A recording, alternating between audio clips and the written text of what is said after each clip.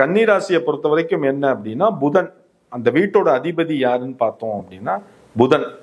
இப்போ பார்த்தோம் இதுல என்ன ஒரு ஆடட் அட்வான்டேஜ்னா, சனியோட புதனும் சேர்ந்து அவரோட 7வது பார்வைங்கிறது அவரோட ராசின்னு சொல்லக்கூடிய அந்த கன்னி ராசியில விழுது.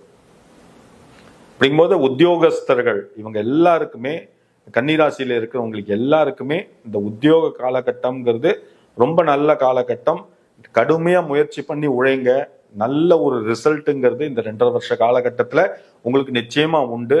ப்ரமோஷன் எதிர்பார்க்குறீங்க அப்படின்னா அதுக்கு உண்டான முயற்சிகளை தொடர்ந்து பண்ணிட்டு இருங்க. கை மேல கிடைக்காது பலன், நீங்களா முயற்சி பண்ணி தட்டினாதான் இந்த காலகட்டத்தில் உங்களுக்கு கைகூடி வரும்.